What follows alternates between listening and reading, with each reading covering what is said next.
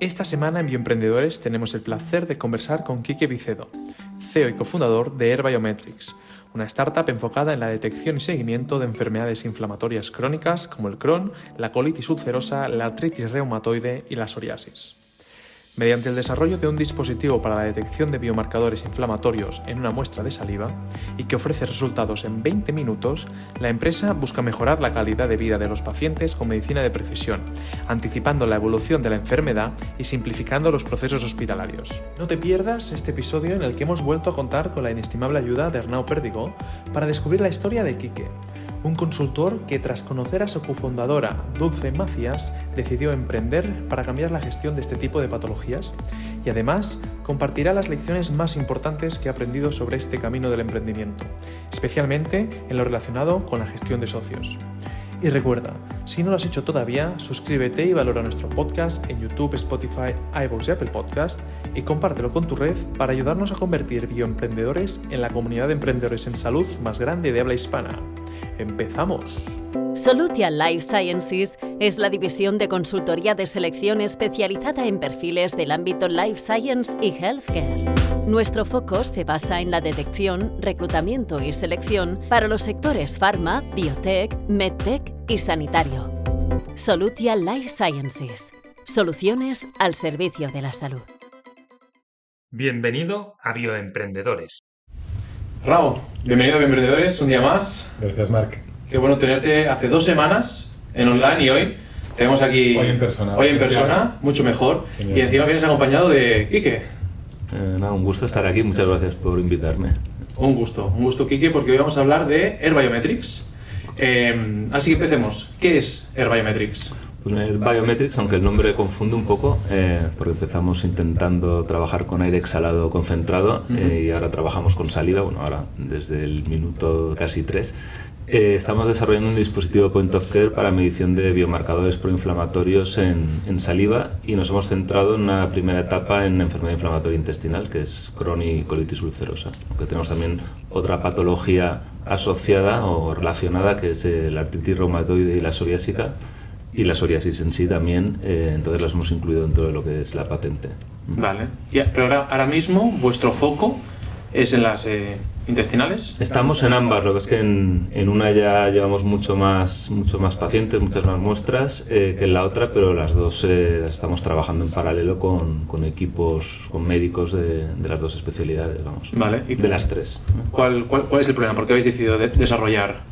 Bueno, empieza es muy curioso, ¿no? Como empieza, pero vamos, empieza porque nos presentan a mi socia y a mí un amigo común, ¿no? Hace Celestino, y ella ya lleva tiempo trabajando en investigación en la Universidad de Valencia, en la Facultad de Medicina, con enfermedad inflamatoria intestinal. Entonces, de ahí es donde nace la idea de si se puede medir esos biomarcadores en saliva, de una muestra no intrusiva. Y bueno, ella dice que cree que se puede, que es complejo, y bueno, yo también conozco a su jefa en ese momento y le preguntamos si esto era una chaladura, probar a hacer esto, y dice sí, pero oye, si no se intenta, no, y así empezó todo. Y sobre todo porque era el proceso, te puedo contar si quieres más adelante, pero el proceso ahora es mucho más complejo y engorroso, ¿no? Entonces era intentar buscar una alternativa al proceso actual. Sí, entremos ahora. ¿Cuál es la solución actual para el diagnóstico? ¿Qué alternativas hay? Es decir, hoy en día nosotros estamos valorando si también entramos en screening, pero sobre todo estamos muy enfocados en el seguimiento una vez ya está diagnosticada la enfermedad. Es cierto que probablemente podría utilizarse sobre todo en áreas remotas, a lo mejor donde no hay acceso a tecnología como puede ser un espectrofotómetro, kit ELISA, que es como se diagnostica hoy, una de las pruebas que se hace de diagnóstico. Nuestra solución podría ser una alternativa, pero estamos sobre todo en seguimiento de la enfermedad. Entonces, ¿qué sucede hoy? Un paciente de Crohn y colitis, una vez está diagnosticado, recibe un tratamiento, ¿no? Y al final el poder ver cómo está su nivel de inflamación, si está en remisión, si está estable, si está en brote, generalmente es porque tiene síntomas, ¿no? Y cuando tiene síntomas ya suelen ser síntomas significativos, ¿no? Ya bastante notables, y entonces lo que sucede es que el nivel de inflamación está alto cuando están esos síntomas y está ya afectando, ¿no? Internamente, evidentemente, con las consecuencias que tiene esta enfermedad, que aparte de ser muy incómoda, bueno, pues puede ya hacer que subas de fenotipo y pases a lo mejor a tener ya unas úlceras o tal, con las consecuencias que eso tiene. Entonces nosotros lo que queríamos es que se pueda hacer un seguimiento rutinario, barato, sencillo y desde casa del paciente, es decir, un self-testing. No obstante, estamos haciendo de momento un point of care para ganar la confianza de los digestólogos, ¿no?, de los facultativos, pero la idea es que llegue a ser un self-testing, que llegue a casa del paciente y que el paciente se haga ese seguimiento rutinario para poder dar los datos del nivel de inflamación que tiene en base a 2 biomarcadores. Y entonces, en lugar de hacer como se hace hoy en día, que se hace, si no tienes un brote, una prueba, un seguimiento anual, ¿no?, del paciente, pues nosotros lo que queríamos era eso, cambiar un poco las reglas de juego.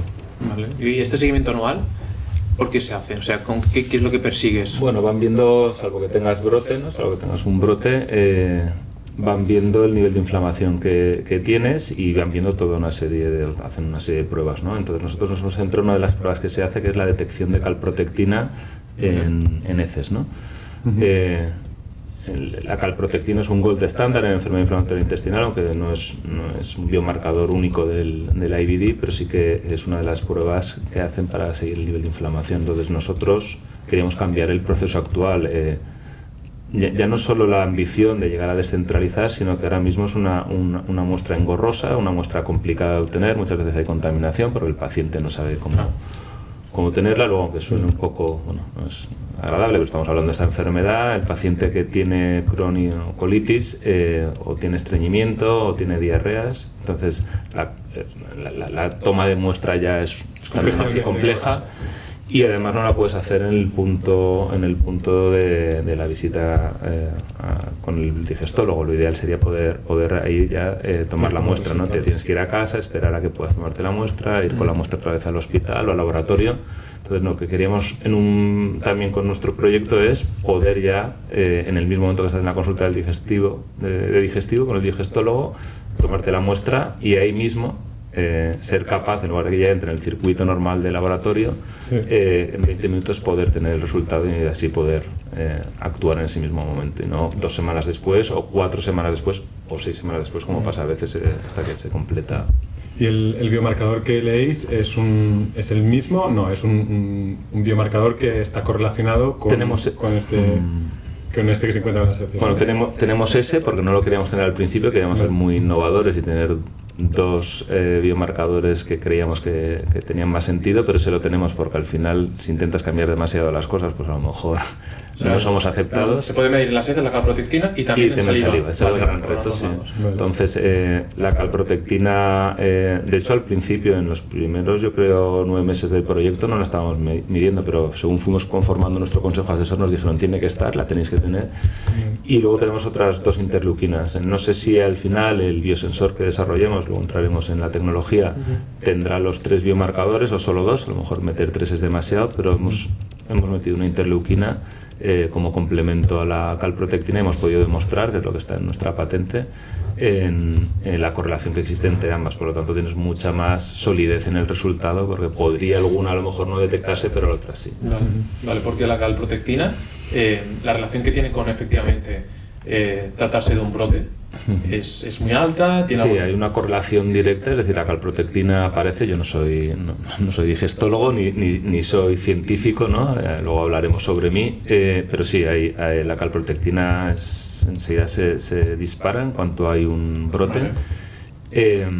Y sí, es un biomarcador muy estándar. Ahí sí que no hay discusión, igual que en la otra patología que comentaba, o las otras patologías sí que a lo mejor hay más heterogeneidad de opiniones. Aquí no, aquí la calprotectina es gold estándar total, ¿no? Pero dicho que se puede disparar por otros temas. Sí, también, pero es cuando hay inflamación. Entonces, en un paciente ya que lo que tiene es un problema de una enfermedad autoinmune que produce inflamación, y ya le está siguiendo, pues lo normal, hombre, podría haber tenido otra inflamación de otro tipo y que la calprotectina se dispare, ¿no? Pero en este paciente ya dices, oye, pues probablemente si la calprotectina tiene, es uno de los pasos primeros para luego decir, voy a hacerte otras pruebas más, pero alerta, ¿no? Si tienes la calprotectina elevada. Y esos dos biomarcadores, uno o dos, dependiendo del producto final que añadís, ¿qué aportan al profesional sanitario para diagnosticar mejor? Bueno, te va a dar eso, lo que decía, que en algún momento podría estar algo enmascarada la calprotectina, o en algún paciente a lo mejor que no se comporte como en otros pacientes, ¿no? Por los temas. Y el otro te da pues mucho más rigor. Sí. Ahí también las enzimas, al final estamos midiendo en saliva, entonces aquí hay dos retos, ¿no? El viaje desde donde puede estar la lesión y donde se está generando, ¿no? Todas esas moléculas, el viaje ya de por sí hace que haya menos concentración, pero luego las enzimas degradan también, y no degradan por igual una molécula como otra. Entonces esa era la idea también, el complementar para tener un... Por tanto, el reto científico-técnico es el detectar esos biomarcadores en mucha menor concentración de lo que se detectan actualmente, y además con una tecnología que te permita no solo hacerlo en point of care, sino en un futuro llevarlo a casa, ¿no? A casa, correcto. Ese era el gran reto, y nos decían que era imposible. De hecho, un miembro de nuestro consejo asesor, que es exdirector de Roche Diagnostics, está retirado, cuando lo conocí me dijeron: tienes que conocer a Javier, tal. Nos vimos, además me acuerdo, en la estación de Sants, porque teníamos agendas muy complicadas, y dice: yo vivo cerca de Sants, si vas por aquí, que de paso nos vemos. Él sí que tiene pues eso, mucho conocimiento científico, no como yo, y iba con otro colega que no era mi socia, en ese momento no estaba mi socia, y me acuerdo que después de la hora que pasamos con él dije... le llamé a otro de los socios y dije: creo que hemos hecho un paper de 200.000 euros, y ya está escuchando a Javier. Decía: es imposible. Ahora es uno de los defensores de que lo que tenemos tiene muchísimo sentido, y bueno, nos queda mucho recorrido, pero te decía que iba a ser imposible. Muy bien. O sea que has acabado convenciendo al Key Opinion Leader, ¿no? Uno de los Key Opinion Leaders, sí. Lo cual es bueno, ¿no? Que la gente... Porque era complicado, la verdad es que era complicado, y de hecho hay muchas publicaciones donde había, pues eso, muchos concluían que no se podía utilizar en saliva. Vale. ¿A cuánta gente afecta estas enfermedades? ¿Cuál es el mercado que tenéis en mente? Es complicado determinar, y eso nos ha costado cuando hacemos nuestro pitch, porque las fuentes de información varían muchísimo, pero diagnosticados hay más de 10 millones de pacientes en el mundo desarrollado. El tema es que en el mundo en vías de desarrollo era una enfermedad que hace 15 años prácticamente no existía, y estuvimos en el Congreso de Crohn el año pasado en Berlín, y hablaba una de las personas que exponía, era una científica no me acuerdo ahora qué parte de India, y hablaba del área rural, del entorno rural de India. No existía hace 15 años y ahora ya está disparado, ¿no? Entonces 10 millones tenemos nosotros como población objetivo entre Estados Unidos y Europa, pero esto es muchísimo más, ¿no? Diagnosticados, y es una enfermedad además que la prevalencia es alta. Es muy alta. Entonces habrá, en principio, si todavía hay mucha recurrencia de usar este tipo de test para controlar los lotes. Eso es. Además, un poco, como os decía, ¿no? El estándar, hay algunos centros hospitalarios que siguen otra pauta, ¿no? Pero generalmente se hace un análisis de este biomarcador al año, en algunos casos un par de veces al año, por seguimiento. Nosotros queremos cambiar y hacer un seguimiento mensual, ¿no? Incluso si es un paciente que por algún motivo lo quieren seguir más de cerca, se puede hacer cada 2 semanas, suele ser algo en el entorno de los 8 euros, 9 euros, lo que es el consumible, ¿no? La parte del consumible, por lo tanto, es muy asumible. Y lo que quiero decir con esto es que cambiamos el mercado, es decir, es un mercado que se multiplica por 12 o por 6, depende. ¿Cómo cuantificas esto? ¿Pasa en dispositivos o tecnologías disruptivas que cambian a qué tan a menudo se va a monitorizar algo, etcétera? ¿Cómo lo cuantificas esto? ¿Qué ejercicio haces? Bueno, lo vemos porque nosotros estamos en contacto con la Asociación de Crohn, estamos con varios digestólogos, aparte de los que forman parte de nuestro consejo asesor y científico, y nos dicen que pues sería una bendición tener algo así, ¿no? Entonces, porque claro, puede ser una locura decir: oye, vamos a pasar de 1 a 12 o de 2 a 12, y que nos digan eso no tiene ningún sentido, nadie lo va a hacer. No, nos dicen que sí. Uno, por la calidad de vida del paciente, en primer lugar, pero sobre todo para ver la efectividad del fármaco. Es decir, puedes estar probando un biológico que no te está haciendo efecto, entonces saberlo a lo mejor en el mes 2 tienes que... O sea, no es inmediato, ¿eh? En estos tipos de tratamientos necesitas necesitas tiempo, pero el poderlo saber antes, a lo mejor hacer un control a los 5 meses, pues te puede evitar que el paciente siga tomando ese fármaco que a lo mejor no le está actuando como debería, y poder probar con otro fármaco. En algunos casos incluso podrías retirar el biológico o reducir dosis. En el caso, por ejemplo, como decía antes, de la artritis psoriásica o de la psoriasis, los pacientes, aunque tengan esa enfermedad crónica autoinmune, pueden llegar a estar en estados cero, ¿no? prácticamente cero de nivel de inflamación. Por lo tanto, podrías retirar durante un tiempo el biológico, el tratamiento, son tratamientos agresivos, y imaginaros desde el punto de vista de paciente, ¿no? El efecto, pero desde el punto de vista también de coste, ¿no? Cuando tienes a lo mejor, y de hecho los derma suprimen el tratamiento durante tiempo, pero luego estás un poco a ciegas diciendo, oye, en cuanto tengas síntomas avísame. Pues aquí podrías, no en cuanto tengas síntomas avísame, pídete por 6-8 euros cada mes y dime cómo vas a nivel de inflamación.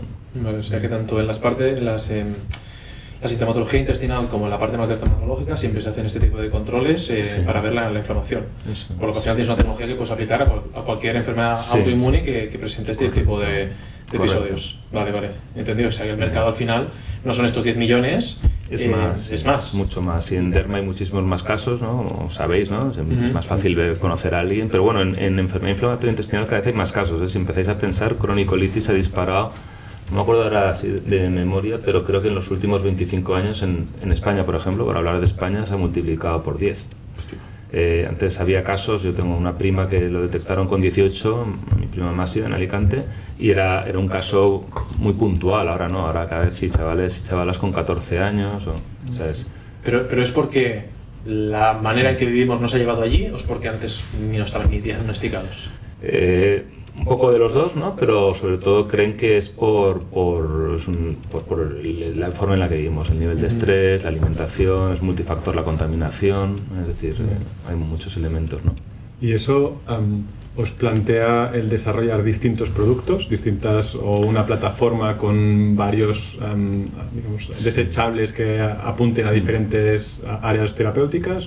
Sí, la idea, o sea, yo creo que lo que nos hemos dado cuenta, ¿no? Porque al final en una startup empiezas y bueno, primero tienes que poner foco, porque puedes hacer tantas cosas y tenemos que poner foco, ¿no? Y no dispersarnos, pero luego te vas dando cuenta a medida que vas aprendiendo más y teniendo más contacto con actores de la industria, que hay muchas oportunidades. No voy a decir ahora quién, pero bueno, en BioSpain se nos acercó una farma bastante potente porque querían ver si desde su fundación inyectar algo de dinero y hacer un proyecto conjunto para un tema, para tuberculosis, ¿no? O sea, hay muchas patologías en las que podríamos intentar nosotros hacer lo mismo que hemos hecho con IBD, ¿no? Con enfermedad inflamatoria intestinal. Entonces, inflamación está detrás de prácticamente todo, es decir, el cáncer también hay un proceso inflamatorio. Entonces, bueno, la idea nuestra es ser una plataforma, como decías, ¿no, Arnau?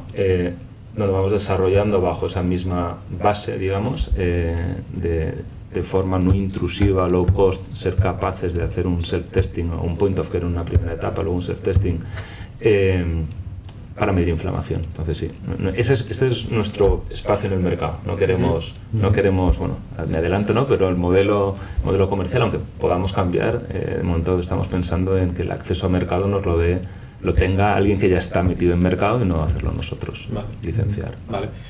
Hablemos de la tecnología. ¿En qué punto estáis ahora mismo? Bueno, ahí hay como dos patas, ¿no? en el desarrollo tecnológico. La primera pata es la que más tiempo nos llevó y la que más recursos ha consumido hasta el momento, hasta la fecha, ha sido el poder ver si esos biomarcadores se detectaban en saliva, ¿no? Algunos fueron cayendo, otros... Yo, como os decía, vengo de otro sector y no entendía muy bien esto que pasaba, ¿no? Cuando ya llevamos una N de 30, ¿qué narices pasaba? Que de repente me decían, no, pues este biomarcador no. Yo, pero si estaba bien ayer, porque ahora no. Entonces me volvía un poco loco. Tampoco entendía por qué se tarda 9 meses a veces en conseguir que un hospital te empiece a pasar pacientes cuando el digestólogo ya dice que sí. Y el comité de ética decía, pero Dulce, vete a hablar ahí con el comité de ética de la fe y diles que ya está, ¿no? No entiendo aquí qué pasa, es un poco tan complicado lo que estamos haciendo. Bueno. Cuenta, ¿qué pasaba? ¿Qué no entendías en aquel momento y ahora sí? Bueno, no entendía los plazos. Es un sector que, es verdad que es un sector, y luego lo entiendo, ¿no? Entiendo que es un sector donde se toman las decisiones con mucha seguridad, ¿no? Quizá en algunos casos extrema seguridad, pero es verdad que estás jugando con vida de personas, ¿no? Entonces, y luego todo es muy lento, ¿no? Es decir, yo creo que los cambios suceden muy lentos en este sector. Esa es mi experiencia respecto a lo que veo en otros sectores. Bueno, entonces no entendía, los tiempos no los entendía, simplemente no los entendía. Y luego tampoco entendía la investigación, yo no vengo del mundo de investigación, entonces no entendía las Ns, ¿no? Más allá de la estadística y econometría que había estudiado en la carrera, entonces no entendía por qué una N de 30, que yo digo, pues aquí ya si en 30 ha funcionado, pues con 50 también funcionará, no lo entendía, ¿no? Bueno, y ese es el tema. Entonces, en cuanto a desarrollo, pues una parte era ser capaz de detectar esos biomarcadores en esta muestra, como os decía al principio, por eso el nombre exótico de Air Biometrics, pero enseguida cambiamos a saliva, y eso ya era un reto de por sí, ¿no? Y luego no queríamos invertir en lo que era el point of care, ¿no? El dispositivo, hasta que no tuviésemos cierta seguridad de que esto funcionaba, si no hubiese sido tirar dinero, ¿no? Sí. Entonces, en el de la saliva, en la detección de la saliva, que es una parte, digamos, de nuestra tecnología, en eso estamos muy avanzados. El Proof of Concept en IBD tenemos más de 250 pacientes, que es una N bastante alta para ser un Proof of Concept, o lo que mal llamamos nosotros preclínico. En artritis y psoriasis tenemos 100 y pico, no sé ahora a día de hoy, porque pues cada semana cambia. Sí, sí.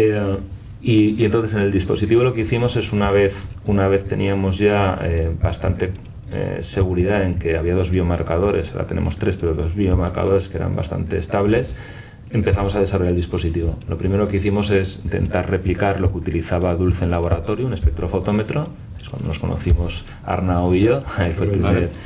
Y ahí fuimos lentos. Al principio la gracia era encontrar un fotodiodo barato, pero que tuviese mucha precisión a la hora de poder medir.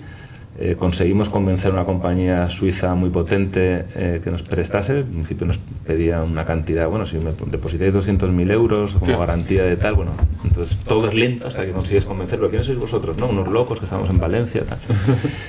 Entonces luego intentamos hacer todo muy en casa luego, después de convencer a estos, intentar hacerlo en casa. El que teníamos socio como responsable de ingeniería en ese momento, que no venía del sector, era una persona, un hombre orquesta, que sabía también de hacer una app, a temas de electrónica, temas más hardware duros. Pues al final nos dimos cuenta que había que apoyarse, ¿no? con gente de fuera, y aunque tuviésemos cierto riesgo de que alguna información pues pudiese caer en manos no adecuadas, tuvimos que trabajar así. Entonces, ¿en qué estado estamos? Bueno, pues estuvimos desarrollando un prototipo muy burdo con esta tecnología óptica, con el fotodiodo, y esto en el mediados del 23 nos dimos cuenta que no iba a ser viable, porque el sensor medía, el fotodiodo medía, y medía con un nivel de precisión adecuado. El problema que teníamos es que los reactivos que utilizábamos, habíamos trabajado bajo una hipótesis que íbamos a ser capaces de reducir los tiempos de 12 horas a menos de 60 minutos, y nos falló, ¿no? Una de los fabricantes de anticuerpos que nos decía que lo iba a poder conseguir, al final no tuvo lo que nos decía que iba a tener, y con los otros que trabajábamos, porque trabajamos en paralelo con diferentes fabricantes, no podíamos, teníamos que seguir trabajando en laboratorio, mucho centrifugado, mucha incubación, de 3 horas no conseguimos reducir, y dijimos, Houston, tenemos un problema de los de verdad, ¿no? Porque esto no va a ser un point of care, no vas a estar 3 horas o 2 horas y media esperando, ¿no? Y entonces ahí, en argot de startups, pivotamos. Segundo pivote, cambio de nombre.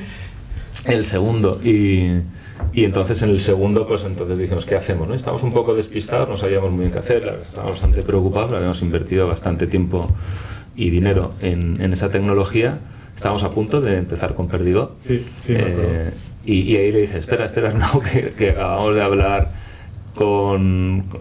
y discutir con el consejo asesor, y nos dicen, oye, pero no empecéis a desarrollar el dispositivo si esto no está claro, porque igual invertimos lo mismo o más de lo que hemos invertido hasta ahora.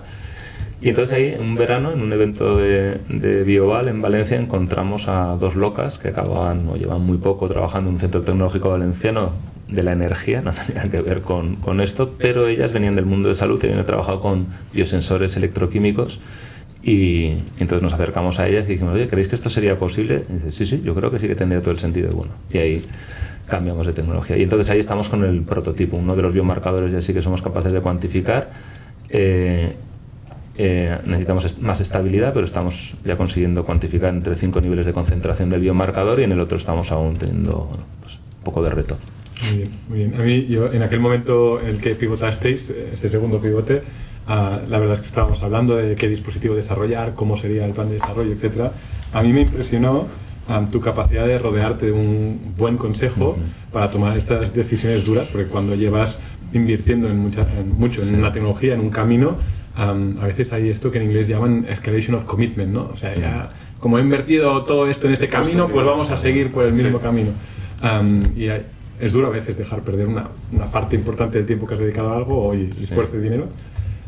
¿Cómo es ese consejo? ¿Cómo lo has formado? Bueno, yo lo he formado, o sea, quizá, y aquí he sido también entre mi socia Dulce y yo un poco el mérito, ¿no? de haber montado este consejo, pero en mi caso era sobre todo por desconocimiento. Necesito tener voces que sepan de las diferentes áreas, porque si no es que voy totalmente ciego. Y yo también era consciente, y mi socia era consciente, que ya que viene del mundo de la investigación, pues desde la óptica de la investigación ves una realidad, pero no ves la óptica de mercado, no ves la óptica del facultativo. Entonces tenéis perfiles muy diferentes, sí. Sí, eso es. Tenemos, pues mira, como os decía, Javier viene de dirección de uno de los grandes actores en el mundo de diagnóstico, ¿no? Ellos tienen uno de los grandes comercializadores de kits de calprotectina NC, son ellos, los suizos, Roche. Por cierto, tienes su oficina justo detrás, no lo ves porque están las persianas, pero Roche Diagnostics tiene la sede aquí justo detrás. Pues mira, a ver si acabamos siendo socios. A ver si acabamos siendo socios. O los americanos, Abbott, ¿no? Entonces, tener a alguien que está acostumbrado a hablar con hospitales, con médicos, que conoce muy bien el mercado, era importante. Era importante tener gente del mundo de investigación, pues Dulce sabe, pero también pues invitamos a su ex jefa, a Loles Barrachina, y ella con muchísima experiencia en enfermedad inflamatoria intestinal. Y luego fuimos invitando a médicos también, ¿no? Porque digestólogos, para que nos dijesen si esto lo veían que tenía sentido, si no, que nos guiasen a nivel de biomarcadores, tiempos, ¿no? Complementarios al equipo que y ahora tenemos también, desde hace un año, un ex colega mío de mi mundo otro, no desvelo aún, no hago spoiler de la otra parte, pero más del mundo corporativo, porque él pues empezó como socio de una consultora que fue comprando compañías, hubo crecimiento orgánico pero también inorgánico, y llegaron a montar un grupo con más de 3.000 personas. Entonces, como él ha hecho mucha operación también de acuerdos con grandes compañías, con gobiernos, también quería alguien para en el momento en que tengamos que hablar de acuerdos o llegar a comprar o ser comprados o licenciar, tener alguien también que viene de ese mundo con mucha experiencia, ¿no? Disculpa el atrevimiento. ¿Qué les ofreces al consejo asesor? ¿Equity? ¿Y en qué no? Mira, tengo que decir que eso, estoy eternamente agradecido, estaré eternamente agradecido, estaremos, ¿no? Hablo en nombre de todos los socios, porque todos han entrado sin recibir nada a cambio. Ahora sí que tenemos un plan de Phantoms que les vamos a ofrecer, y les vamos a dar, no les vamos a ofrecer para que compren. Las Phantoms son Phantoms que se han ganado por el trabajo en estos años, pero no reciben nada, todos han entrado de forma altruista. Y eso es lo que decía, es que buena señal porque les parecía interesante el proyecto, pero sobre todo digo, aquí lo que digan no es porque les estamos pagando un dinero, una dieta por venir, o que tienen... No, eso es su máximo beneficio propio, al final, ¿no? Esperan que todo vaya para bien. Por eso digo, estoy eternamente agradecido, porque sin ellos no estaríamos donde estamos, y desde luego todos lo hicieron, todos y cada uno de ellos de forma altruista. Muy bien. Volviendo a la tecnología, ¿estás en las dos principales grupos de indicaciones que has mencionado son con esta nueva tecnología que estás desarrollando? Vale. Sí. ¿Y cuándo esperas tenerla ya validada? Has dicho que para un biomarcador ya la tenías. Sí. Para el resto, ¿te vas a esperar a tenerlos todos validados para avanzar al siguiente proceso o vas a empezar a tirar millas? Con tener los dos importantes, la proteína y la interleuquina. Y la interleuquina ya tiraremos adelante, entonces esperamos, ¿no? Ya sabéis que en investigación nunca sabes cuándo lo vas a tener, pero esperamos, he incorporado también ya al equipo una persona con muchísima experiencia hace 6 meses prácticamente en biosensores electroquímicos. Entonces estamos trabajando ahora conjuntamente con el centro tecnológico y con esta persona, más una persona que está también apoyándole a ella internamente. Pues esperamos que los próximos 3 meses tengamos las dos controladas, ¿no? A partir de ahí tendremos un prototipo de laboratorio total, utilizando de las dos partes que tiene el biosensor, que es el desechable, ¿no? Y luego tienes un potenciostato. El potenciostato, de momento, como un producto mínimo viable, podemos utilizar una versión de mercado, ¿no? Y que nos la hagan Powered by Biometrics. Pero la idea, y de aquí también la relación con Arnau, ¿no? Con Perdigo, es desarrollar nuestro propio potenciostato, porque lo que queremos hacer es un multiplexado que permita leer los dos biomarcadores simultáneamente, ¿no? Bueno, entonces eso no lo teníamos en mercado, y además porque queremos hacer una serie de cosas que son diferentes a lo que encuentras de mercado, y pues, qué mejor que hacerlo propio, ¿no? Vale. Entonces esperamos eso, 3 meses a tu pregunta. En 3 meses deberíamos tener los dos biomarcadores ya a nivel de biosensor, y a partir de ahí lo que tenemos que trabajar ya es en empezar a abrir la ingeniería del potenciostato, ¿no? Del lector, del analizador, y luego empezar a ver quién nos puede fabricar ya a nivel preindustrial los biosensores, ¿no? Que es con lo que deberíamos ir con ese pack a ensayo clínico. Por lo tanto, ensayo clínico deberíamos entrar, si todo va bien, en el 27. Vale. Y ya después de allí, marcado C. De ahí marcado C, todo el camino. FDA de momento lo hemos pausado, nos decían que a lo mejor podíamos intentar, pero al final nos descentramos, empezar el camino de FDA ahora mismo, aunque es más acelerado que marcado C. También es verdad que ha cambiado, ¿no? Ahora ya hay un poco menos de saturación en los organismos notificados, ha aparecido alguno nuevo. Entonces el proceso que podía ser de 4 años, desde que inicias hasta que estás, ahora se está acortando, ya nos hablan de 2 años, 2 años y medio, por lo tanto es una muy buena noticia. Y también es verdad que podemos a lo mejor empezar a monetizar en modo RUO, ¿no? Estar utilizando más para research y tal, o sea que eso es también otro camino antes de... La parte del dispositivo, que a mí es la que más me interesa, es interesante el reto, no solo por la parte de la tecnología en sí, sino por un poco el camino que tenéis por delante, empezando como point of care, luego yendo a casa. Normalmente estos son dispositivos distintos, pero igual se puede hacer uno que abarque las dos cosas, o igual hay un core tecnológico que luego pueden compartir 2 dispositivos distintos. Entonces estos son elementos todavía por definir, pero súper interesantes, ¿no? Para eso, espero, si todo va bien, que nos ayudéis vosotros también en esa reflexión. Ahí estaremos. Vale.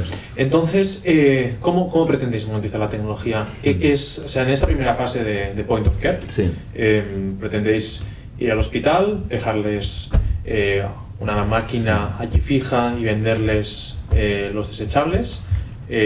¿Tenéis otro tipo de Sí, ahí Marc es muy buena, o sea, y estamos aún con debate interno. Yo creo que tengo una posición muy clara, pero hay debate. Pues también que lo expliques, porque ya que tenemos tu caso y vemos que tenemos tu camino por delante en dispositivo médico, que expliques un poco qué es lo que se está debatiendo. Claro, es que aquí estratégicamente, es decir, puedes hacer todo, ¿no? Y en estrategia, al final, es tan importante decidir qué quieres hacer como decidir qué no vas a hacer. Entonces, sabiendo que somos una compañía muy pequeñita, ahora mismo no se podría llamar ni compañía, ¿no? Por eso nos pone la etiqueta de startup.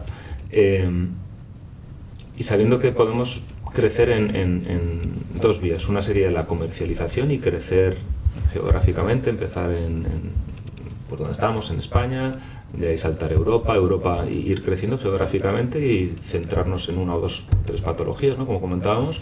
La otra opción que vemos es crecer desde el punto de vista de soluciones a diferentes enfermedades, a diferentes patologías, y sin embargo el otro, el acceso al mercado, dejarlo en manos de gente que ya tiene mucho acceso al mercado, ¿no? De los grandes, que están actores ahora mismo vendiendo soluciones similares o soluciones que podrían ser que lo nuestro puede ser complementario al portfolio que tiene.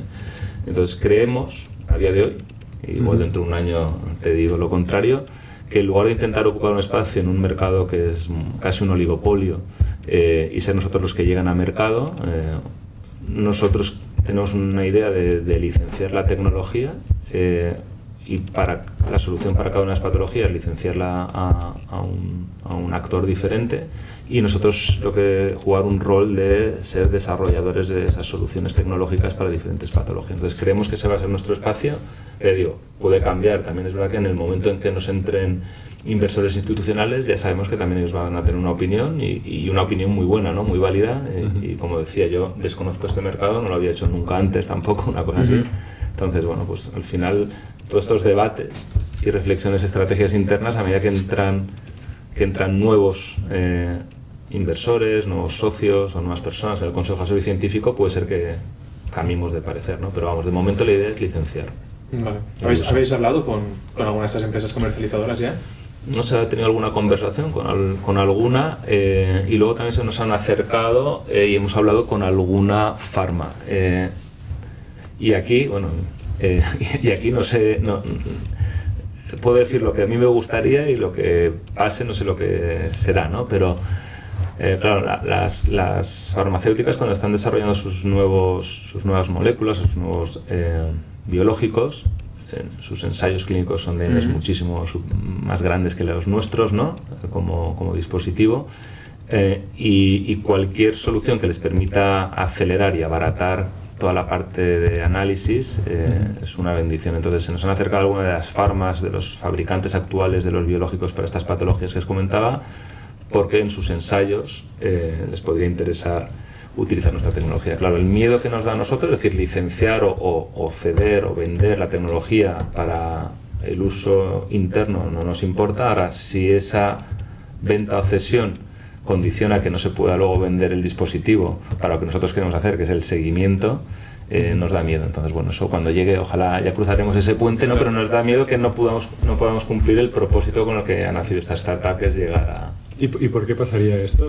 ¿El uso en un ensayo clínico condicionaría que se pudiera usar como herramienta de monitorización? No lo sé, pero hemos tenido conversaciones como para poder decir que un camino cierra el otro, pero podría llegar un gigante de estos que diga, oye, yo lo quiero para mí, no se lo des a nadie más, y lo quiero para mí a nivel interno. A mí me da igual, es muy chulo lo que queréis hacer, a lo mejor algún día lo hacemos, pero de momento venderme la tecnología a mí o licenciarme la tecnología con uso exclusivo. Y no, entonces, bueno, no sé, es que no lo sé cuando lleguemos ahí, pero bueno, podría ser, es decir, y eso también tendría mucho valor, porque al final podría ayudar a que los biológicos pues se desarrollen mucho más rápido, de una forma más económica, es decir, todo tiene valor, pero nuestro sueño es intentar llegar a ese modelo que decimos descentralizado, donde puedes hacer un seguimiento como paciente del estado de la enfermedad y pasas los datos a tu médico. Claro, porque si se lo vendes a una de estas empresas farmacéuticas, entiendo que al final tendrías que fabricar tú el dispositivo y luego vendérselo a ellos. Sí, o a lo mejor llegarían a decir, oye, mira, tenemos acuerdos también para otras cosas con otros fabricantes, gracias, pero mira, pásame toda la ingeniería y vamos a ver. Y a nivel de comercializadoras, ¿crees que quizá intentarían encabir tu tecnología en algún point of care que ya tengan ellos, donde ya tienen otros reactivos, para que... Porque al final, en la bollata del laboratorio no pueden tener infinitas máquinas, ¿no? Sí. Pero ¿lo están mirando más así? ¿O dicen, bueno, como esta gente luego lo quiere hacer como un dispositivo para casa, ya me apañaré? Sí, es que en el de para casa no hay nada. Lo que sí que podría pasar, es muy buena pregunta, o sea, en el de para casa ahora mismo no hay nada. Tenemos controlado a unos americanos que están haciendo algo similar.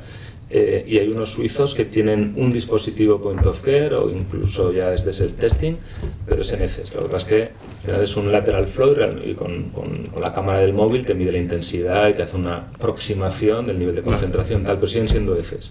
Entonces ahora mismo no hay tecnología. Entonces en esa parte, en hacer un dispositivo de self-testing no hay ese device.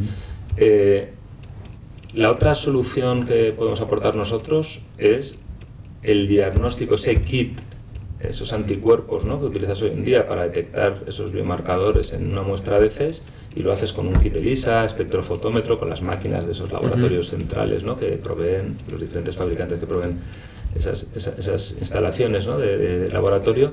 Podríamos llegar a un acuerdo con alguno de ellos para desarrollar la solución, ¿no? De hecho, hemos tenido algunas conversaciones, no podemos decir aquí ningún nombre, hemos tenido algunas conversaciones, de hecho esta semana recientemente, con unos que a lo mejor sí que que estarían muy interesados en lanzarlo. Entonces ahí sería el canal normal. No sería tan disruptivo como la descentralización, pero hay un mercado ahí también, porque ese mercado de diagnóstico, de cada 100 pruebas que se hacen de calprotectina en heces en un hospital, 90 son de diagnóstico y 10 son de seguimiento, más o menos esa es la estadística. Entonces nosotros ese mercado del 10 de ese 10% es el que vamos a multiplicar por la descentralización.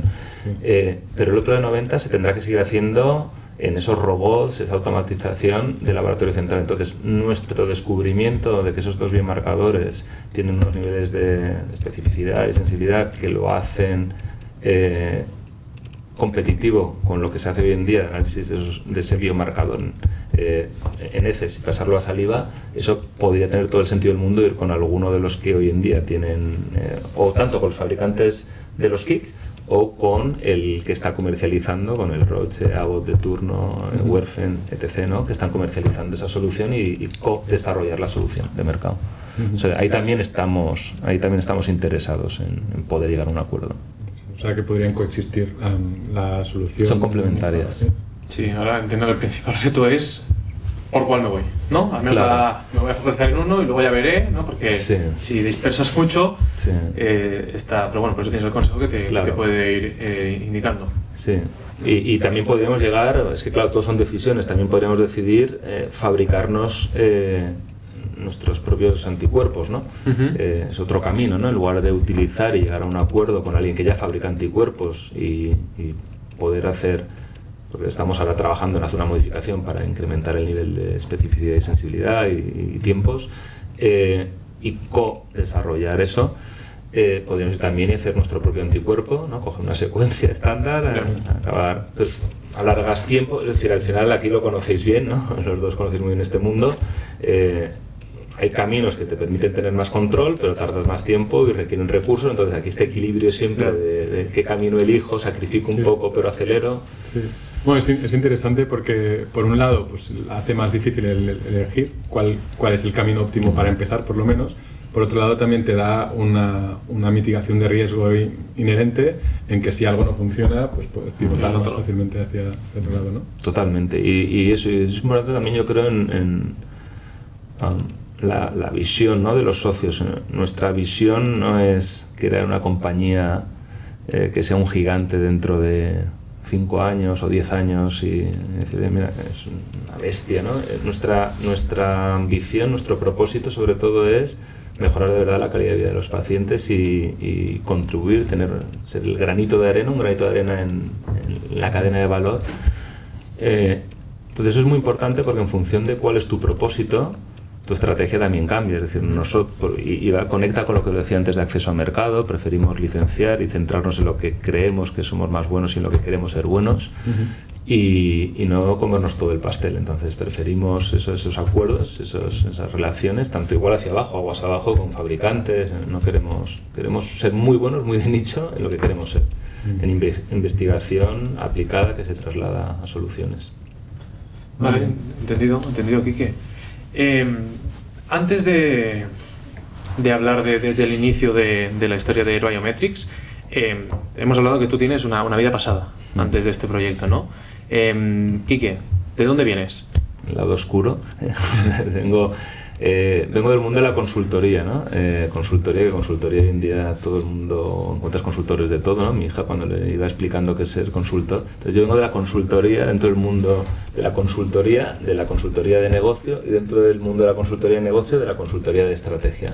Vale. ¿Pero tú qué estudiaste? Yo empiezo antes de lo que estudié por lo que iba a estudiar, ¿no? Vale. Que es importante, es decir, yo siempre he odiado memorizar, soy muy de ciencias, muy racional, y iba a hacer ingeniería industrial como mi padre, y pues física, química, ¿no? Matemáticas, y 3 meses antes de acabar lo que entonces se llamaba el COU, ¿no? Yo ya soy mayor, 50 años, pues antes de acabar ya el último año y pasar a la universidad, 3 meses antes le dije a mi padre, papá, voy a ser empresario. Mi padre lo corticircuité. ¿Dónde se estudia eso? Sí, pero ¿qué narices me dices? Y dice, sí, no, voy a hacer, y yo creo que voy a estudiar AD. Y dice, pero a ver, eso, bueno, apúntate por la UNED, haces ingeniería, haces una carrera como Dios manda y luego complementas con lo que quieres. No, ya no quiero ser ingeniero, yo no quiero trabajar, trabajo toda la vida en refino, no quiero. Bueno, entonces me dijo, bueno, pues vas a estudiar, y en ese momento vivía en Castellón, y me dice, pues vas a estudiar en algún sitio que por lo menos no seas uno más, y me mandó a una universidad, estaba entre SADE aquí en Barcelona o ICADE, acabé en Madrid en ICADE. Y bueno, y yo salí ya diciendo, a mí no quiero hacer contabilidad, no quiero hacer inversión, quiero hacer estrategia para entender cómo funcionan las empresas y algún día poder emprender, ¿no? Y entonces empecé a trabajar en una consultora muy pequeñita, de gente que se había salido de las Big Four, y ahí empezó mi carrera. Lo que pasa es que al año y poco yo dije, lo que no quiero es viajar mucho, quiero estar más o menos por aquí, en Barcelona, ¿no? Teníamos la oficina. Por el Levante, ¿no? Cataluña, y si salimos un poco, pues el Levante, ¿no?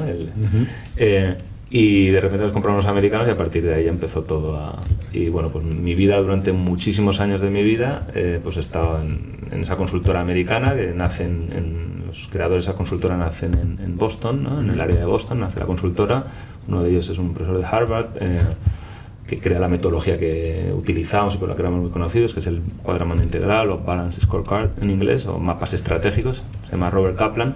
Y bueno, nos compran estos y entonces ya entro a formar parte del grupo y he trabajado mucho en Latinoamérica, en Oriente Medio, en Europa evidentemente, y en la última etapa en África subsahariana. Entonces vengo de un mundo que no tiene nada que ver. Mundo de negocio, estrategia, trabajar con, pues desde Telefónica en Chile o Perú, al Banco Central de Arabia Saudí o una aseguradora en Kenia.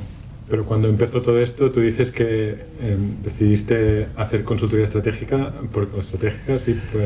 porque en algún momento después querrías emprender, ¿no? Y estaba allí. Sí, no, y la idea era, el plan estaba muy claro y como malísimo estratega lo ejecuté fatal, porque la idea era estar 3 años y a los 3 años irme con lo que había aprendido y montarme algo. Y bueno, fue pasando tiempo, hice algún intento de salida y volví al lado oscuro y además con mis colegas, es decir, yo creo que en el grupo se llama Palladium, aún no sé si volveré algún día, pero he dicho que no, pero volví 3 veces, o sea que... ¿Pero estas escapadas que hacías? ¿Que eran intentos de emprender? ¿O? Sí, una no fue emprender, la primera fue cuando llevaba 7-8 años en la consultora intentando vender un proyecto me pasaba muchísimos días, pues 200 días fuera, ¿no? De casa, y quería... En aquel momento mi casa estaba en Barcelona, mi mujer se había venido a Barcelona y ni me veía y me pasaba 10-12 días fuera, venía 4 días, 10-12 días fuera. Y entonces le dije, mira, voy a mover a mis socios, voy a mover a Fanny a Castellón y por lo menos que esté cerca de su familia, sí, claro, y amigos. Digo, si no, la putada que le he hecho. Y nada, y entonces digo, yo quiero estar más en Castellón, porque en esa época estaba muy en Latinoamérica, yo entre Dominicana, con el plan estratégico de los puertos de Dominicana, Telefónica Chile, hacía combinados proyectos, pero todo en Latinoamérica. Y dicen, pues vende algo por allí. Y entonces dije, ¿a quién le vendo consultoría de estrategia en Castellón? Y digo, ¿quién hay ahí? No se me ocurre. Y digo, pues Porcelanosa, que es una compañía grande y tal. Y entonces fui a intentar vender un proyecto a Manolo Colonques. Y me dijo, mira, aquí que me gusta mucho tu discurso, lo que haces y tal, pero yo no contrato consultores, ¿por qué no entras a formar parte del equipo? Y aunque hagas cosas que tienen que ver con Porcelanos en sí, también que nos ayudes con el cambio generacional y tal. Y así estuve un tiempo. Entonces ese fue mi primer año y medio y luego de ahí me dio sensación que no aportaba todo el valor que yo creía que podía aportar, que las cosas no cambiaban tan rápido como yo quería y al final, bueno, salí, le guardo muy buen recuerdo de esa etapa y además, pues eso, es que fue una experiencia muy buena con el equipo que conocí allí, con la propiedad, y me volví a consultoría. En aquel momento mis colegas de la oficina de Barcelona, ya éramos una consultora americana y tal, pero mis colegas de la oficina de Barcelona se habían ido a explorar Dubái y habían cerrado un contrato muy gordo con el gobierno de Abu Dhabi y me dicen, Quique, vente para aquí, que esto está muy guay, tal, te va a molar, tal, y así volví a reengancharme. Vale, pero no quiero hacer consultoría, quiero hacer temas más de negocio y quería emprender y montar. Y dice, no, pues mira, vamos a montar una historia que se llama Value Creation Team, tú vas a ser el director y vamos a intentar mover compañías España o de Europa, pero no intentamos centrarnos en España, que quieran ir a Oriente Medio o fondos y dinero de Oriente Medio hacia allí. Y así entré, pero poco a poco consultoría, el lado de consultoría necesitaba dedicación y fui fuimos abandonando el value creation, tenía que haber otra vez haciendo consultoría. Y luego en 2013 me lo intenté dejar otra vez y hacerme neo-hippie, volví a Castellón y allí dije voy a hacer ya, ahora ya sí que sí, ya se acabó y allí sí que estuve 6 meses o así más o menos neo-hippie, quizá fue 6 meses sabáticos. Pero como me aburro y soy un poco culo inquieto, empecé a hacer también cosas y no me acuerdo muy bien cómo fue, monté Coinable Advisors, que es ahora mi otro gorro, ¿no? el que ya casi no le dedico tiempo comparado con el Biometrics, pero entonces me llamó un ex cliente de Oriente Medio y me dice, oye, Quique, ¿puedes venir por aquí? Que necesitaré... Y digo, mira, no, soy neo-hippie, vivo en Castellón, si quieres venir Ali por aquí, te vienes, te invito a una paella, hablamos... Bueno, al final me lió, me dijo, solo una semana al mes, me paga una cantidad de dinero bastante suculenta por estar solo una semana al mes y dije, joder, no puedo decir que no, bueno, va, voy. Y ahí otra vez me pidieron luego ayuda a mis ex colegas, si podía echar una mano también en un proyecto que acaba de salir en Saudi, en el Banco Central de Arabia Saudí, y dije, bueno, pero solo un poco en el arranque y volví a caer otra vez, atrapado. No te desenganchas, ¿eh? Sí, por eso digo que a ver si soy capaz de no hacerlo. ¿Esto qué año era ya? ¿Era ya de 2013? Esto ya 2014, fue finales del 2013-2014 y luego ya ahí es cuando presento a un grupo australiano que conocía. Compran Paladin, compran la consultora americana, se lo quedan con marca y todo. Ellos hacían proyectos de desarrollo internacional con fondos de donors como USAID, Estados Unidos, DFID Inglaterra o DFAT en Australia, y querían un brazo de consultoría de estrategia como hacíamos nosotros y compraron. Y entonces me dijeron que te vamos a dar acciones y algo de dinero, pero tienes que estar otra vez. Y no puede ser otra vez ahí.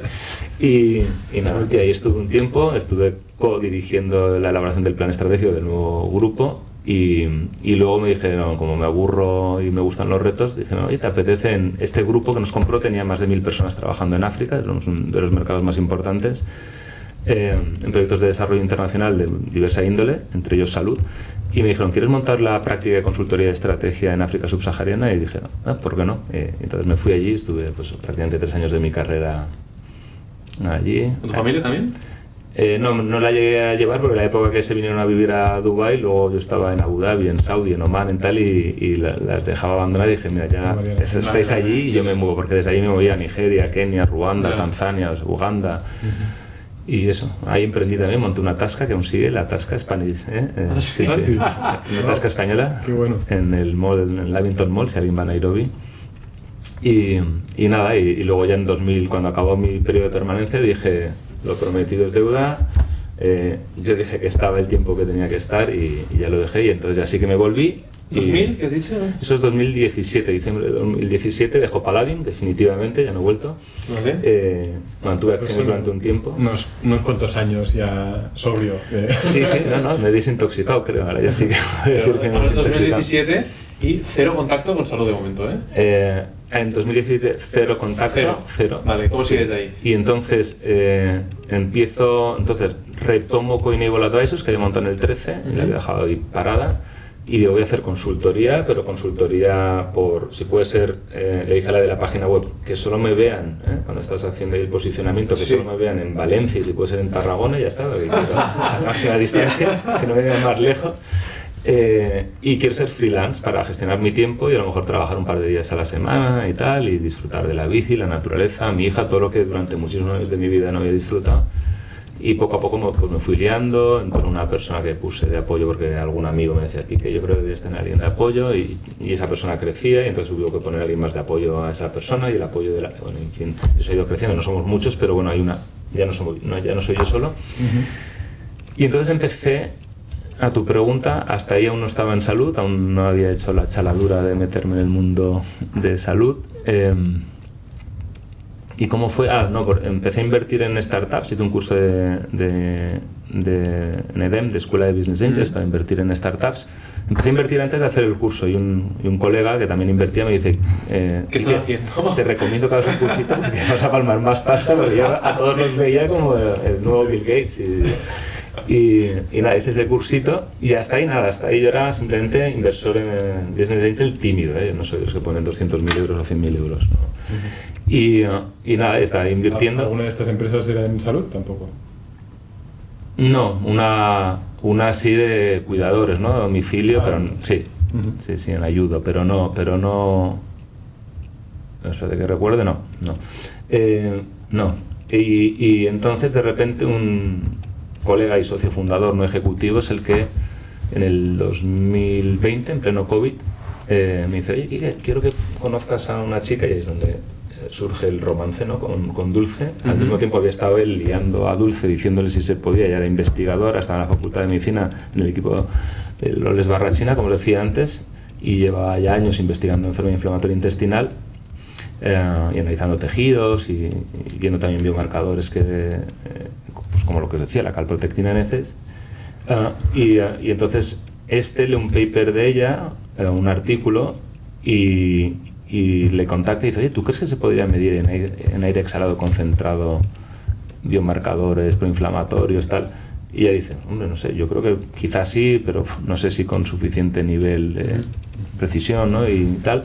Y entonces al mismo tiempo me dice, Miki, que tienes que conocer a una chica que tiene una idea genial. Era mentira, la idea no era de ella, la idea había sido de él. Pero este colega tuyo, ¿por qué se pone a leer papers? Este es un chalado, ya le he dicho antes.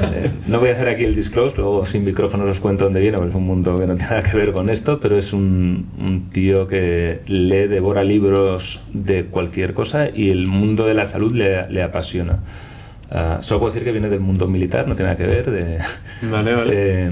Y lee un montón. Y entonces me dice, oye, Quique, tú que sabes de empresa, que tienes mentalidad emprendedora, que conoces cómo son las startups porque inviertes, ostras, deberías conocer a esta chica. Y digo, Guille, voy de culo, no puedo ahora mismo ponerme a pensar en nada y tal, no me líes, tío. Y dice, solo ven un día a Valencia, la conoces y ya está, no más. Y nada, y así fue. Dije al principio que no, pero había muy complicado. Y la segunda vez que voy, ya sí que estaba Loles Barrachina, la jefa de Dulce y miembro de nuestro consejo asesor científico, que desde luego Loles le debemos, castillo. Y le digo, la quiero conocer. Digo, Loles, es que yo no entiendo nada, me habláis en marciano, ¿no? Porque Guille, aún no viniendo de ese sector, hablaba con un lenguaje bastante técnico. Y digo, bueno, ¿esto tiene sentido? ¿No tiene sentido? Y dice, sentido tiene, ahora es investigación, lo normal es que salga mal, pero si no se prueba. Pero podría salir. Y dice, sí, y para mí eso es horroroso, que me digan eso, y ya me vuelvo en el coche y digo, ostras, puede salir. Easy. Y así fue. Y el easy, entonces empezamos a tontear, empezamos ahí con ideas, con servilletas ahí un poco pensando cómo podía ser el proyecto, y en diciembre del 20 constituimos. Pandemia. O sea, en plena pandemia. Saliendo casi, ¿no? En alguno de esos encierros que nos hacían, ¿no? Vale, Total. Vale. Ahí decidís montar ya la... Sí. Porque la estructura en este caso, ¿esto es la tecnología que estaba dentro de la Universidad de Valencia? No había nada. Hicimos, en lugar de hacer lo sensato, que hubiese sido seguir 1 año y medio o 2 en la Universidad de Valencia y luego hacer un spin-off, empezamos ya a financiar la investigación.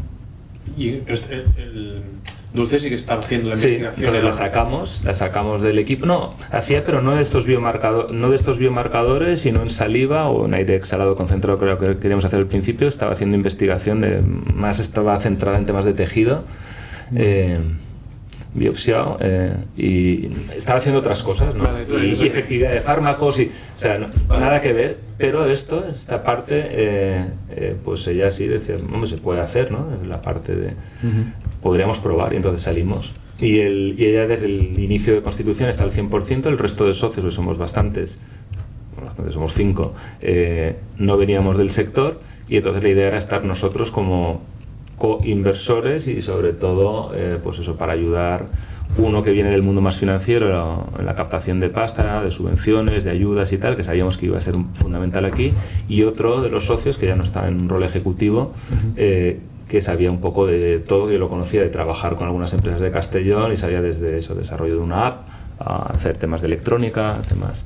Y digo, bueno, pues alguien así generalista, porque al final Dulce sabe de lo que sabe, de detección de biomarcadores, pero luego cuando hay que hacer un dispositivo, Dulce... Vale, o sea, los cofundadores sois tú, Dulce y el Celestino. ¿Y el Celestino? Y yo invito a 2 más. Vale, todos estos sois los cofundadores. O sea, sí, la primera... Es una locura, una de las primeras cosas que no hay que hacer, tanta gente fundando una compañía, y yo ya había tenido experiencias montando algunas cosas como la tasca esa que os decía en Nairobi, o un spin-off que hicimos una época en Abu Dhabi de Palladium, varios socios. Digo, nunca hay que montar algo con más de 3. Si puedes ser tú solo, mejor. 2, tienes el problema de que puede haber un bloqueo, salvo que alguno tenga capacidad de desbloqueo, y 3, máximo. Y monto esto y yo soy el que empieza a invitar a gente y digo, oye, va, claro, todos igual y... 6, ¿todos igual? Bueno, sí, hay 6 realmente, porque también luego a mi mano derecha, y ahora socio en el negocio de consultoría, a Fernando, empiezo a liarle también para que nos eche una mano en los primeros pasos de la startup, y entonces hay un momento que le damos también, tienen menos acciones que nosotros, pero le damos también acciones como... Vale, pero claro, al final quien estaba dedicando el 100% de su tiempo era Dulce. Era la única que cobraba. Claro, pero... Una miseria, pero era la única que cobraba. Claro, pero la equity estaba repartida entre todos. Eso es, repartimos a partes iguales entre todos, un modelo muy comunista, y la idea era, de momento, para no descapitalizar, no sangrar a la compañía, oye, que solo cobre Dulce, vamos a centrarnos en ver si detectamos los biomarcadores, y luego ya iremos metiendo más pasta y creciendo. Entonces hay un momento que lo que dijimos es, en cuanto empiece esto a tener buena pinta, nos vamos incrementando las dedicaciones, y hay un momento en que, según incrementamos dedicaciones, los que no estábamos, los no ejecutivos, pues ya iremos cobrando algo, pero siempre una cantidad ridícula en proporción al valor de mercado y el esfuerzo realizado. Y yo sabiendo que había algún momento en el que tendría que estar ya el 50-60%, y que probablemente llegue un momento, que es el momento en el que estamos ahora, donde si pasan determinadas cosas, que ahora hablaremos, y se desbloquea una situación que tenemos societaria, pues la idea ya, el compromiso mío con algún inversor institucional es ya de pasar a un 75%, porque al final somos... La realidad en el momento es que somos como co-CEOs, Dulce y yo, los dos hemisferios, ¿no? Yo la parte más de inversión, gestión, estrategia, líos que siempre hay, regulatorio, no sé cuántos, todo eso lo coordino más yo, y la parte más médica, tanto lo que ella es muy fuerte como la parte del desarrollo del biosensor, lo coordina más ella. Entonces somos dos co-CEOs, uno más técnico, otro más de gestión. Vale, y eso en ese momento hacéis, entiendo yo, una ronda inicial. Sí, la primera ronda fue nada, pusimos en la primera, cuando constituimos ahí en el COVID, creo que pusimos 50.000 euros o 60.000 euros, nada, sí, nada. Vale. Y ahora, más tarde... Y hemos hecho, sí, luego hicimos una ronda en junio del 22, cerramos una ronda de Family Fools and Friends de 200 o 200 poco mil euros. Vale. Ahí realmente sí que buscamos tickets altos, eran tickets de 50.000 euros, porque buscábamos...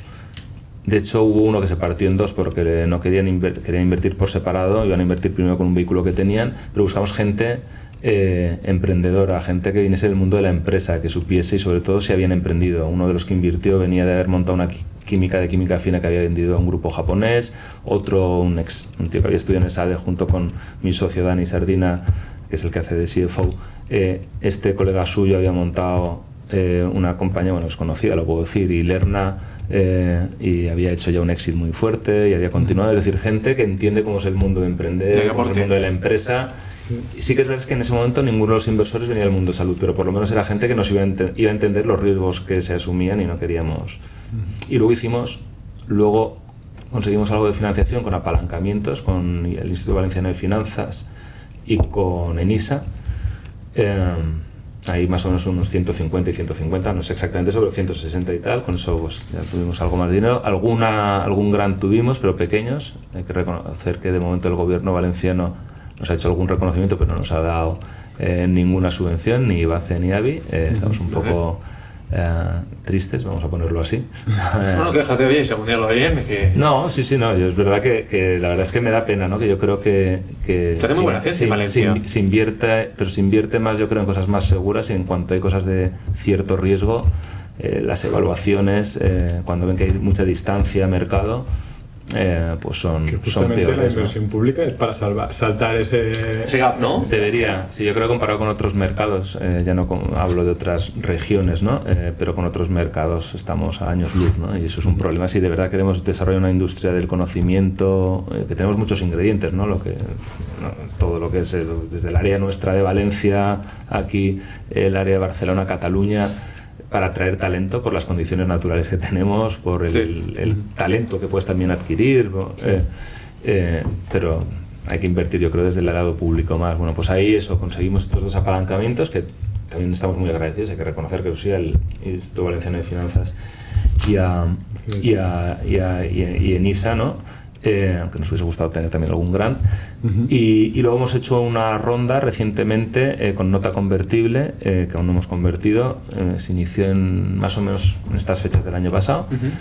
Y ahí hemos levantado 430.000 euros. Queríamos llegar a 600.000, la paramos porque había un inversor, que no voy a mencionar aquí, institucional, que invierte en salud. Y se ha parado por el tema que ahora hablaremos, por el tema societario. Nos hicieron la due, están esperando, nos guardan hasta diciembre la oportunidad. Y detrás de ellos, si ellos entran, entraba otra de las plataformas que hay muy conocidas de inversión en startups en España. Y también estamos hablando con algunos de los clubs de inversión de aquí, como Big Bang en Valencia, esa de Banaki y algún otro. Y también había algunos ya que habían manifestado interés. Entonces paramos porque no queríamos pasarnos de los 600.000 euros por no diluirnos, hasta no cerrar esa ronda y hacer otra. Y por el tema societario, que ahora entraremos, pues todo eso se ha quedado en stand-by y estamos ahí. Entremos, pues, piedras en el camino, ¿no? Porque es la vida del emprendedor. Así es. Explícanos. Sí, las piedras, eso, muchas veces hay algunas que te esperas, ¿no? Que es los propios retos científicos, ¿no? O los propios retos de la investigación, ¿no? Los retos luego de mercado, todo eso lo esperas, pero lo que no esperas, aunque los libros dicen que en el 50% de los casos sucede, pero tú no lo esperas y a mí no me va a pasar, son los otros. Pues eso y más. Y bueno, una persona como a mí que ya había tenido algunos temas de visiones distintas, ¿no? de negocio con algún socio, pues bueno, vuelve a pasar. Entonces, esta persona que invito para que lleve la parte de ingeniería no se podía dedicar como tocaba. Yo ya le decía, oye Paco, hace falta dedicarse por lo menos, pues como voy a hacer yo. Yo este año pasado llevo ya pues el 25, este año que va a pasar, no hemos pasado, ya probablemente él haya dedicado un 60% a la startup y un 40% al negocio de consultoría, y con la idea de pasar ya al 75 y al final al 100, ¿no? Mientras el equipo acaba de consolidarse.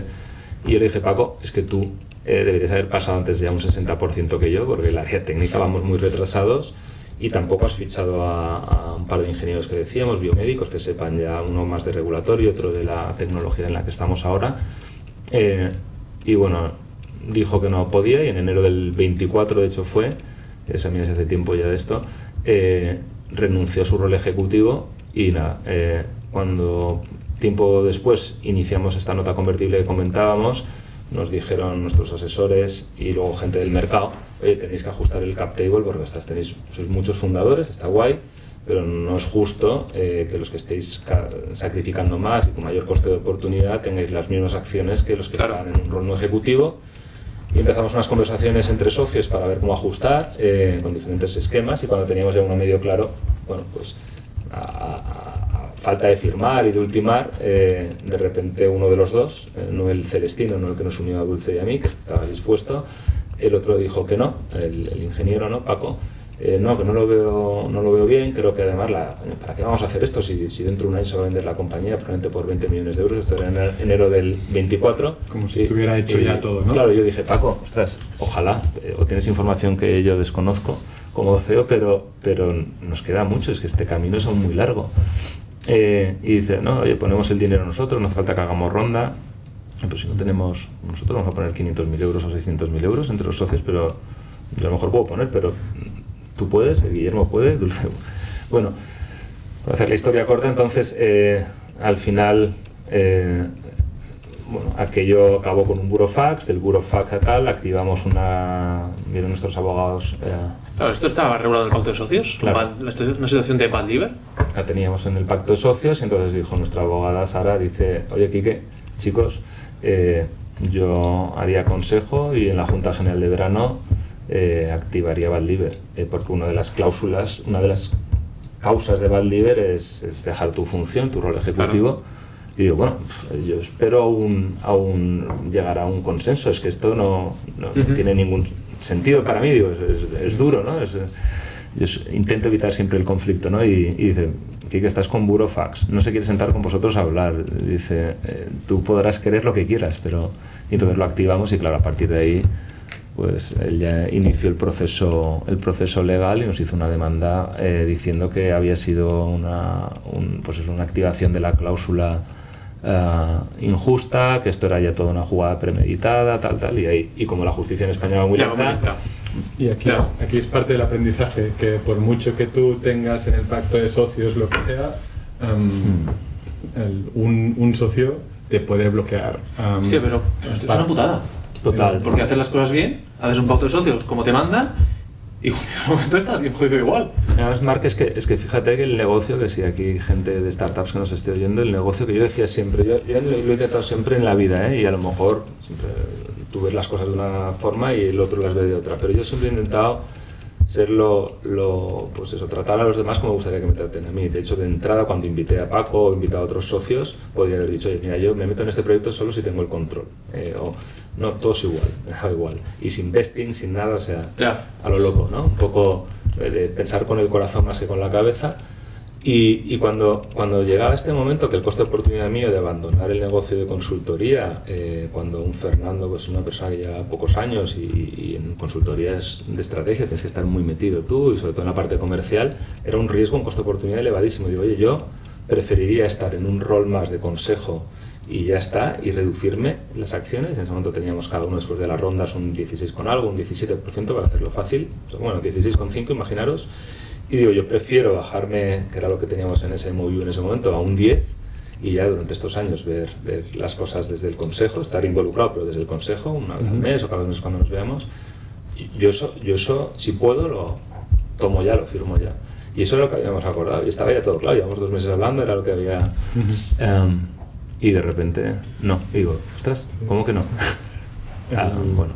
Sí, yo creo a los oyentes que nos estén escuchando esta historia, pues igual decirles que no es aquello de piensa mal y acertarás, aunque también, sino el cuidado qué riesgos pones en tu camino, en tu proyecto, porque estas cosas, como dices tú, pasan mucho más de lo que puede parecer, especialmente mucho más de lo que te parece en ese momento de ilusión, de luna de miel, llamo yo a cualquier proyecto que empieza. Claro.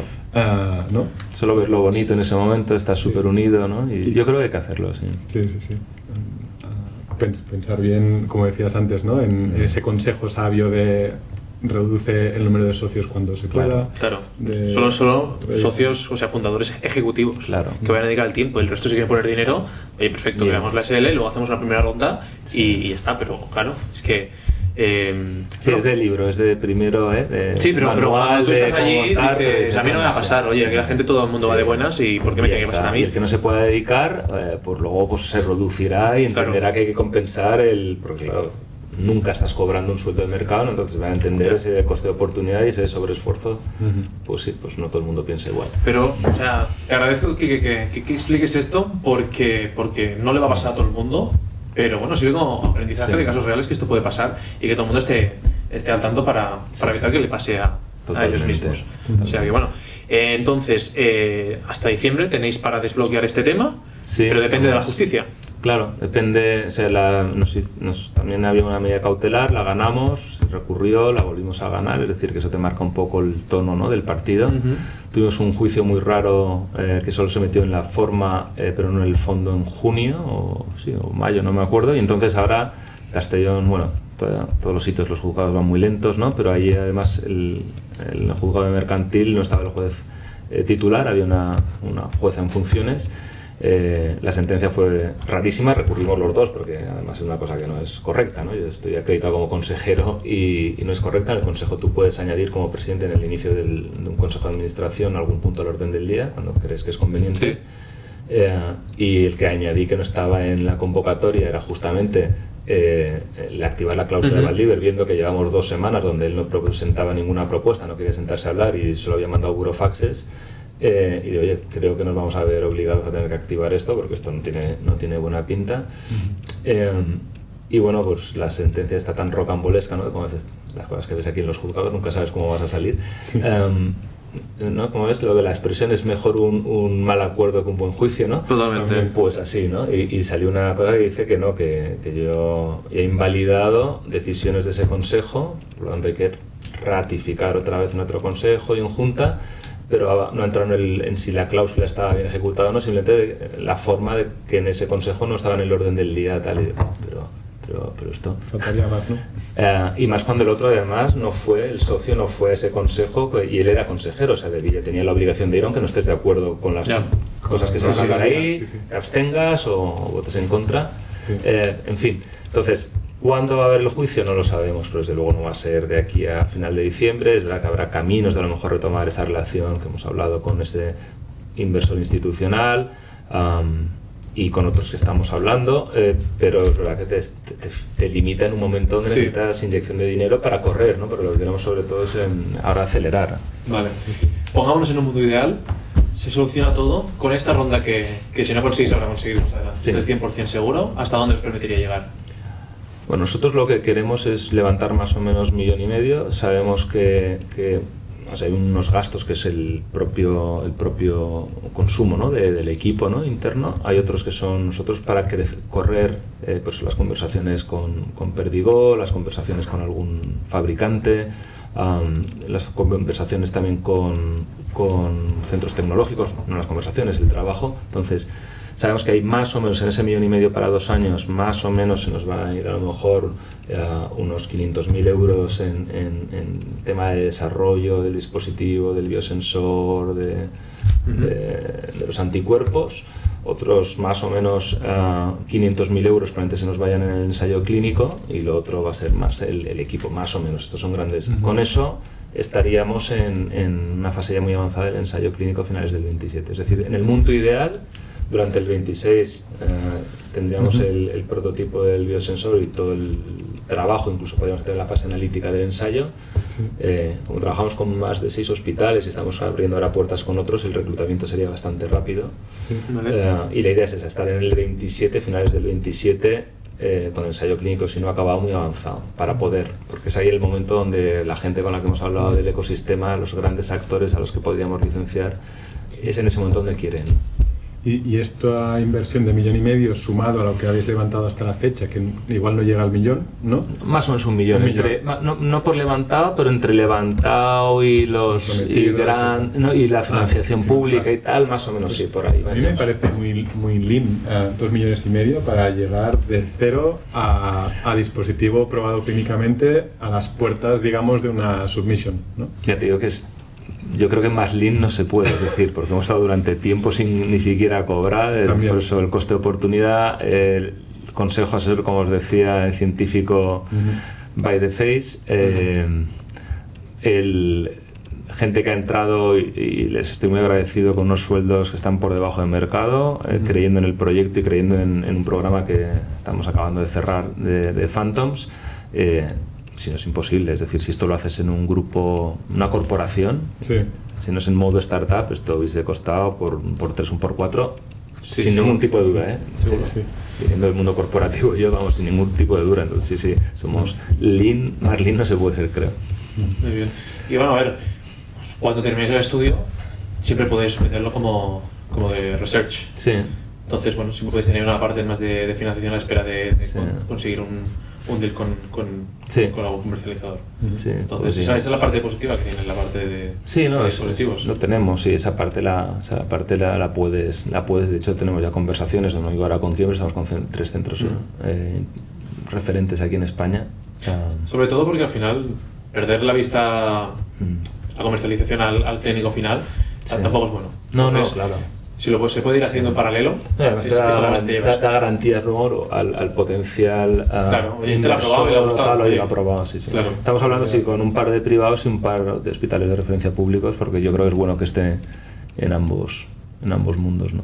Sí, porque lo ideal siempre es al final que te compre alguien. Sí. Pero ¿y si no? No, totalmente. Y si no, tener esa vía de salida, totalmente. Yo creo que es muy recomendable. Totalmente de acuerdo. Oye, pues ¿Qué caso, Quique? Muy interesante. Y de verdad deseamos que se solucione todo y podáis tirar para adelante con el estudio, con la ronda y tener esta solución en el mercado. La verdad. Pues muchas gracias. Más lo deseamos nosotros, porque no hay nada que más rabia que emplear tiempo en cosas que no producen ningún valor, al revés, solo restan y quitan energía. Pero bueno, yo lo que creo que sí que es importante, ¿no? Y para todos los que nos están escuchando, ¿no? que aunque esto de mucha pereza te quite energía, pero es parte de emprender, es parte de ser empresario, entonces yo creo que hay que tenerlo en cuenta y cuando emprendes saber que a lo mejor hay momentos de la etapa del proyecto donde se va a ir el tiempo a temas más jurídicos, a un pleito, a un... hay que estar preparado. porque preparado para todo, ¿no? Es parte del... Un CEO tiene que estar preparado para eso, para levantar dinero también. Si alguien dice, uy, yo no sé cómo levantar dinero, bueno, pues empieza a calentar que toca. Hacer másters acelerados, como decíamos, en cualquier materia, ¿no? Sí, es así, pero es muy bonito. Pues vamos a empezar con la parte de preguntas finales, ¿vale? Empezaré yo y me iré turnando con Arna. Muy bien. A ver, que vamos a conocerte más como persona. Un lugar para perderte. Montaña, sobre todo montaña y montaña del Mediterráneo. ¿Alguna en particular, alguna sierra en particular? Bueno, en particular yo, pues mira, donde me he hecho una masía en mitad del maestrazgo de Castellón, en un pueblecito que se llama Cuya, un antiguo bastión templario a 1000 metros de altura. Sí, ahí me pierdo a veces. Me pierdo en sentido literal, porque no hay nada. Qué bueno. Cuéntanos alguna afición o algún vicio que tengas que sea confesable. Bueno, vicios no, bueno, cuando lo haces con mucha frecuencia igual se podría considerar vicio, pero afición, bueno, me gusta mucho la montaña, como decía, desde andar, bici de montaña, moto de montaña, pero quizás si algo me distingue es desde pequeñito la pasión por el aire, por volar. Mis padres compraron la casa donde yo me crié, al lado de un aeroclub, y veía los aviones, veía los paracaidistas militares saltar, y entonces eso me levantó ahí la pasión del aire. Iba con la bici a ver cuando aterrizaban fuera, tal, y bueno, pues empecé. Mi padre me dijo que terminantemente prohibido que intentase volar en ala delta, porque había también una escuela de ala delta y en Castellón. Y al final de Strangis fui autodidacta, me compré con 70.000 pesetas, cuando no había pesetas y estaba en mitad de la carrera en Madrid, me compré un parapente tercera mano y aprendí a volar yo solo. Entonces me metí en el mundo del parapente, volé muchísimos años, pero yo toda la vida seguía pensando en que yo quería hacer caída libre, porque era lo que veía al lado de casa. Y entonces cuando estaba viviendo aquí en Barcelona dije, si está en Puri ahora aquí cerca, y hace 15 años o 16 años hice el curso de caída libre, y nada, pues entonces diría que aficiones así más es el aire, ¿no? El paramotor y la caída libre. ¿Y esto lo sabe tu padre ya? Sí, el parapente lo supo y bueno, lo aceptó, no le gustaba pero lo aceptó. La caída libre no, la caída libre llevamos ya unos 150 saltos y fue gracioso. Yo y mi mujer, el día de mi mujer también, mi suegro que me perdone, espero que mi hija no tenga un insensato o pareja o insensata. No sé, tiene un padre, ya se va a confiar. Bueno, ella no nos deja saltar, ahora llevamos 4 años sin saltar porque le da miedo que tengamos un accidente, pero me acuerdo que saltamos una vez en Castellón, al lado de...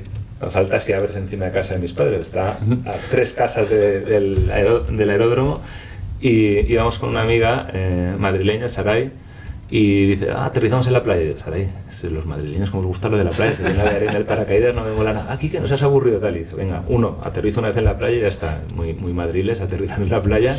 Aterrizamos en la playa y para pasar al aeroclub hay que andar un momento por la vía verde, bueno, por el paseo marítimo, y ya cruzas, ¿no? Entonces íbamos con los paracaídas así, el grupito de 5 o 6 que habíamos saltado, y de repente veo a mis padres paseando por el paseo marítimo. Yo hago así, me tapo con el paracaídas, lo llevamos ahí en coliflor, y digo, Fanny, a mi mujer, Fanny, cuidado, ni puto caso, iba hablando ahí entretenidísima, y de repente mi madre, ¿Quique? No, Fanny, claro, viene a Fanny, ¿qué hace? Y digo, no, nada, es que hemos probado, pero... Y mi padre, pues muy equipados, ¿no? Para verlo, ¿no? Con los dos iguales, tal, súper pro. Con el mono ya personalizado. Y cuando llegué a casa por la tarde fui a ver a mis padres y dice, pero ¿entonces has saltado más veces? ¿O? Y digo, sí. Y dice mi madre, dime la verdad, estoy taquicárdica. Y dice, ¿cuántos saltos habéis hecho? Y digo, 160. Y dice, hombre, eso ya sé que no es, pero ¿cuántos habéis hecho? Y digo, no, sí, como 160. Y nada, bueno, en fin. Un poco de tranquilidad tiene que dar, ¿no? O sea, cuando si es el quinto o el 12º, pues lo décimo. Eso pasa por insistir en que no saltes. Oye, sí. Mira, el salto 13 mío en Empuria ahora me tocó, ahí, hasta que te compras tu equipo, vas con equipos de alquiler, con el equipo de alquiler que tenía aquí una etiquetita en la pernera, el número 13. Salto 13, número 13. Yo no soy supersticioso porque... Por suerte. Pero bueno, sí, puede ser el día, pero... Muy bien. ¿Un referente vital o profesional? Es que hay tantos, es complicado porque hay tantos, es que no sabría decir, es que dependiendo en qué hay muchos, ¿no? Desde socios míos en el mundo de consultoría, gente que veo, que he conocido ahora en este mundo de salud. No me gustaría decir un nombre, es que hay tantos que me dejaría... Vale. Y mi propio padre también, ¿no? Que lo he visto trabajar duro y hacerme a mí trabajar duro, ¿no? Porque yo hubiese sido a lo mejor neo hippie con 18 años, ¿no? ¿Cuál es tu comida favorita? Ostras, también otra vez, es que me gustan tantas, pero mira, pues no sé, te diría ahora mismo pasta, ahora mismo me apetecería pasta. Quizá de la época de estudiante, ¿no? Donde la pasta es un recurso tan bueno para, con 4 cosas poder alimentarte. Pero bueno, hay muchas, y luego como valenciano la paella también me gusta mucho. Clásico, sí. Un podcast, libro, contenido que quieras recomendar. Puede ser de emprendimiento o no, o sea, sí. De cualquier cosa. Otra vez hay muchos, pero mira, uno que me marcó a mí en estilo, es una persona muy activa, muy nerviosa, muy inquieta, y uno que me gustó, que leí, no me acuerdo quién me lo recomendó y en qué momento, uno que se llama Sensación de Fluidez, ya es antiguo, de hace a lo mejor 18 años o así, y es como un líder, ¿no? Le traslada al que va a su sucesor, ¿no? Algunos conocimientos, consejos y luego al hablar de cosas técnicas habla de cosas que no, por si alguien se lee el libro no voy a decir, pero sensación de fluidez. Vale. Y por último, algo que hagas para entrar en flow, para conectar o para desconectar. Yo creo que la naturaleza, ¿no? Y a veces creo que estoy chalado, ¿no? Pero estoy a lo mejor andando y voy pensando, y para conectar o desconectar, como bien has dicho, necesito montaña, aire, olores... y eso, y a veces me noto tocando una roca, acariciando una planta y estoy sonado. Digo, menos mal que no hay gente por aquí, estoy solo, pero... No, ahora es conexión. gente que abraza árboles también. Sí, yo me reía hace años, que me enteré hace 10 años así, y ahora me veo a veces que estoy tocando la roca, no soy consciente, y de repente hago así, y digo, ¿qué hago? Estoy como sintiendo, y estás sonado, pero bueno, supongo que el cuerpo te llama, ¿no? Al contacto con la naturaleza.